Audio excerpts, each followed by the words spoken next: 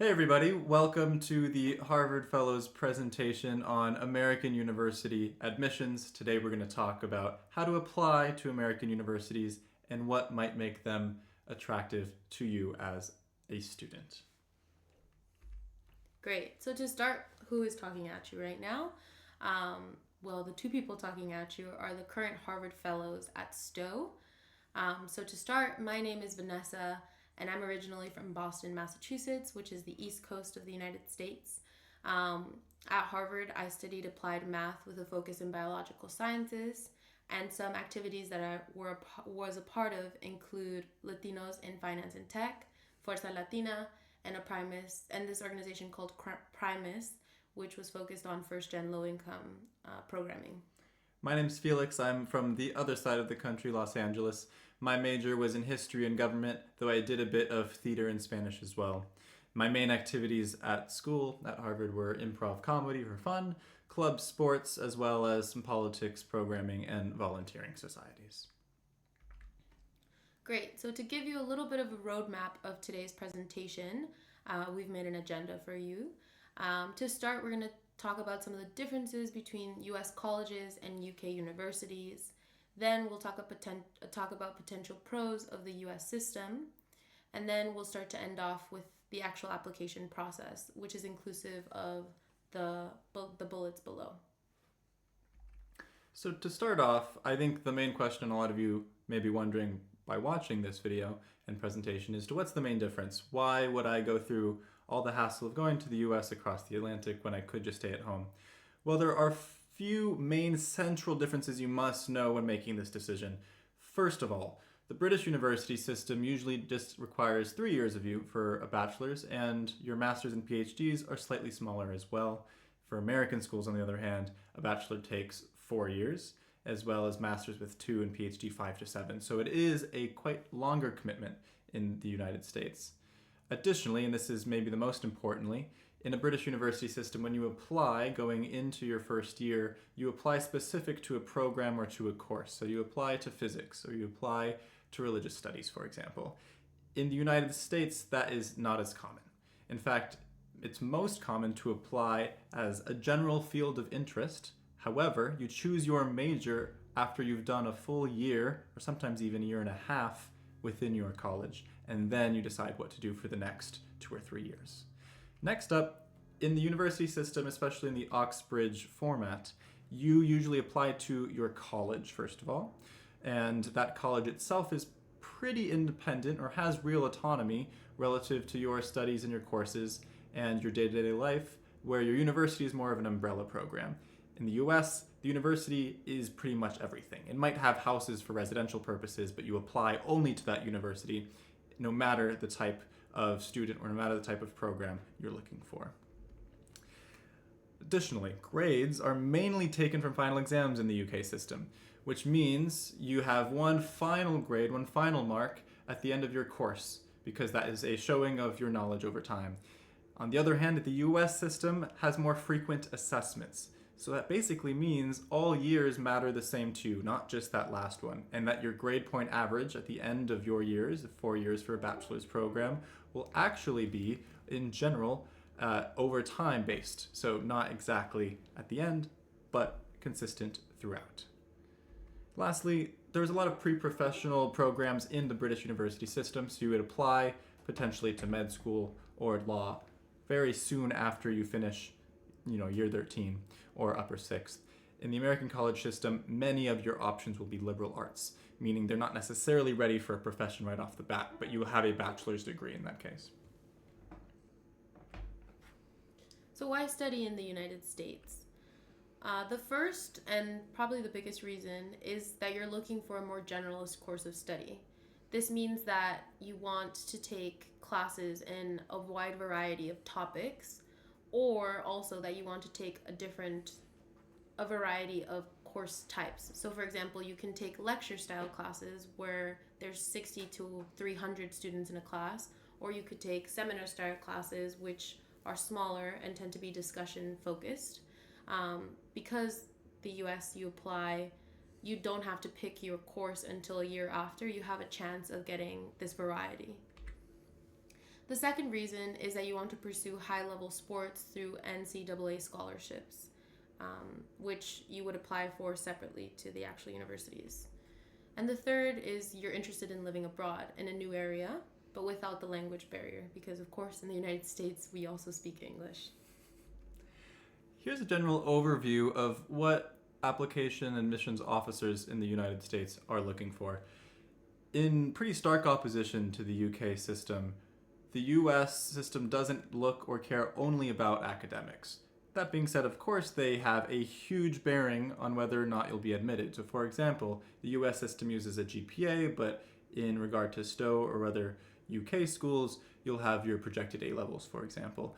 That does really matter for these schools, as well as your area of interest and the difficulty of that course load that you've chosen to take before applying, especially in the last 2 or 3 years prior.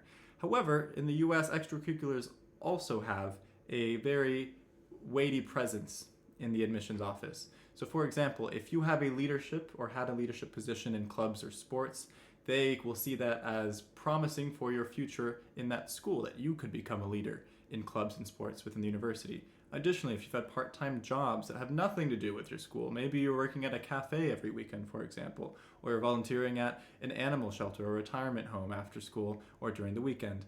Additionally, if you're doing research, things that aren't necessarily required from your school or for your class or for your A levels, but you're still doing it because you're interested in it, admissions officers love to see that. So, the main takeaway here is that admissions just want to know you can succeed in their school and that they can contribute to the school culture. And if you can prove that through both of these things, you're on the right track. Great.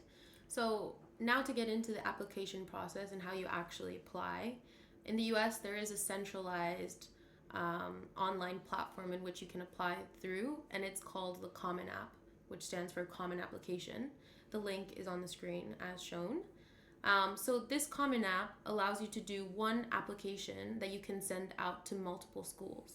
But there's still 4 to 5 things that it's looking for you to include in this application. So the first is one long personal statement that is basically an essay, but to an open-ended question. The main point here is to focus on allowing your personality to shine through in this essay. So it can people take this essay to completely different, but the thing that it has in common is that you can always get a little bit more insight into the student by reading the statement. Depending on the school, they'll potentially ask you for several shorter essays that do have prompts that you have to answer, but they tend to be about maybe 1 or 2 paragraphs long. The personal statement tends to be about 1 page single-spaced. Then the third thing that you have to upload to the Common App is 2 to 3 letters of recommendations from teachers. So obviously you want to pick teachers who know you well and who will speak highly of you in their letters. The fourth thing that the application will ask you to input is a resume of your extracurricular roles. So going back to what Felix was saying, all of these leadership positions that you've taken, they want to hear about them in this application. The final thing that is starting to become less and less used is standardized tests, which include the SAT and ACT, but especially for international students, it's recommended that you do take these tests and that you do submit your scores alongside the application. So there's 2 rounds of applications in the US. There's an early deadline, which is November 1st, and that application process is normally titled Early Decision. The one thing to note here is that if you do apply early to schools, some of the schools will require you to accept the offer if they do end up giving you a spot at their school. So it is contractually, it is an obligation basically. So it's a big deal if you apply early. You have to definitely know that that's a school that you are interested in. The second round of applications is just the regular application cycle, with the deadline being January 1st.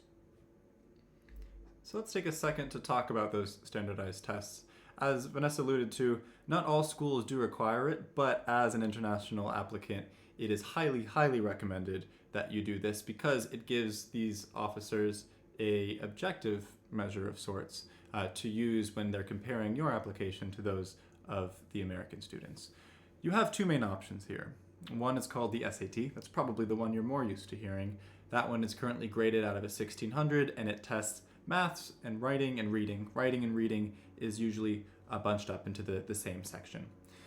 The ACT, on the other hand, is graded out of 36. It has maths, writing, and reading, and then there's a separate third section called science. Science isn't necessarily testing you on cellular meiosis, for example. You don't need to have done an A level in biology. It is more of showing you a graph or a chart and asking you to interpret data. So in some ways, it's very much like an English section, just with more applied to the scientific fields.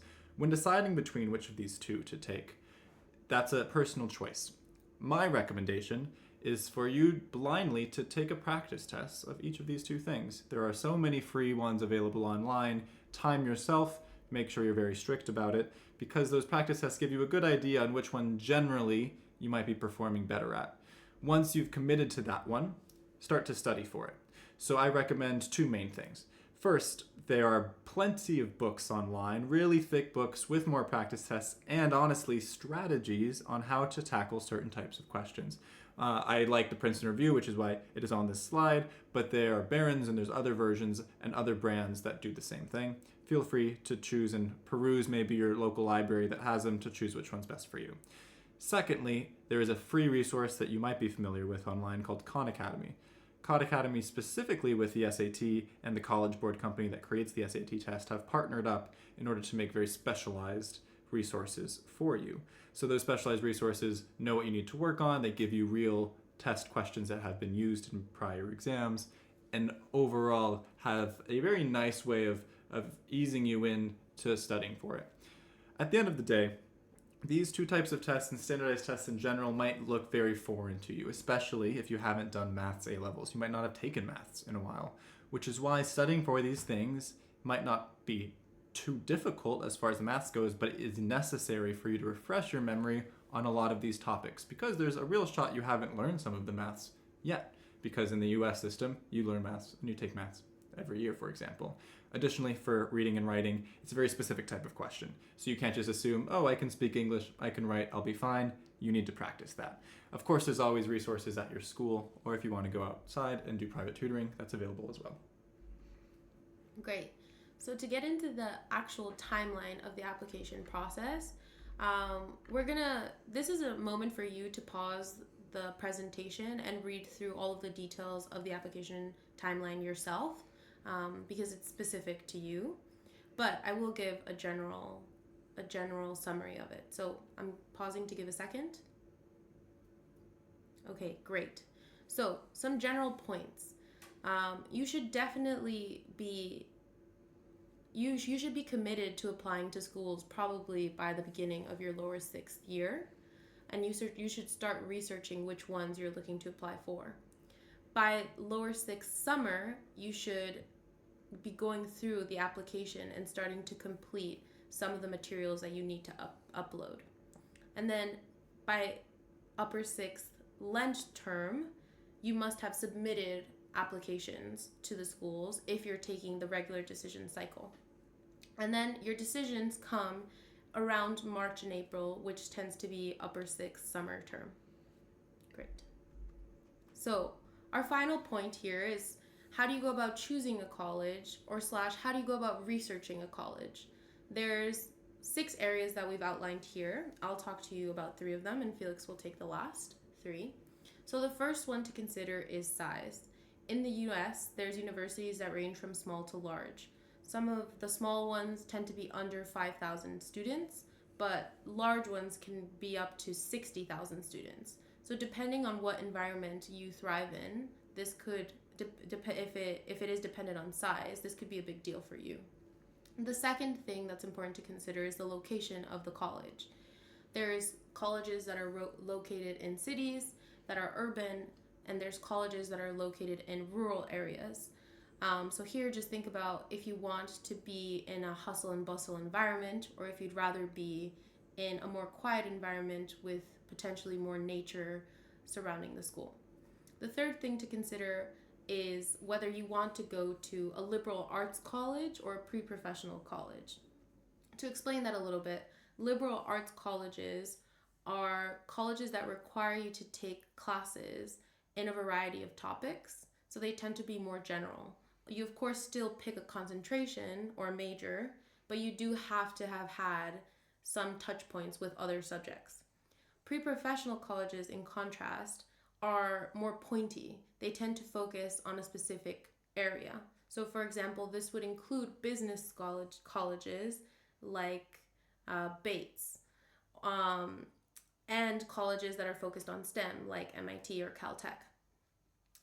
The next category is the tier of state versus public versus private. This all refers to the level of government funding the US gives to these certain schools. So, for example, a lot of state schools you might have heard of, like Michigan State, are very big on sports, for example, and have larger amounts of people. They're probably more in the large category of size. Public schools might be ones like my local UCLA, or ones maybe up the coast like UC Berkeley, which are funded by the government, specifically the state government within the country. And private schools are ones that do their own thing more or less. So they have autonomy and more ability to self-regulate and fund themselves because they're not exactly funded by the government. Those would include what you're familiar with Ivies famously, so Princeton and Harvard and Yale. But there are many, many other types of private schools that don't fall within the Ivies that have great reputations, world-renowned, such as Duke in North Carolina or Vanderbilt in Tennessee. You can pull up a list online of the hundreds and hundreds of schools that have very good reputations academically. Just because one school is a public school versus a private doesn't mean it's any better or worse. It's just different types and sizes, and most notably the cost. So the more private you go, the more expensive it will be. However, a lot of these private schools have large endowments of money by alumni and over time investments, which means they have that money to spend on you as a student, either needs-based or merit-based if you make a separate application sometimes. Next to consider is sports and activities. So you may be an athlete at Stowe, at your school, and you think you have a good shot at D1, D2, or D3 in the longer term. If you want to do a specific sport, you should be going to a school that, is well known for that specific sport and you're happy with that program or with those coaches, for example. Additionally, a lot of these schools have lower stakes organizations like club sports, intramural sports, or cultural organizations and volunteering. You must just do your research, have fun with it, go through all these types of schools and see what attracts your attention, because it's not just about the courses and the academics. Lastly, and this is more ambiguous and vague, but it's just the school culture. So if you're deciding between maybe 2 or 3 and you don't really know what to make the decision point on, feel free to reach out to a current student or feel free to reach out to an alumni. They can tell you how much time during your day is dedicated to studying versus social life versus extracurricular activities and what their day-to-day life was like. And at the end of the day, that's how you get the best picture of those potential schools. Great. And that's all we have for you today. Thank you guys so much for listening to our presentation, and we hope that this gave you some insight into American colleges.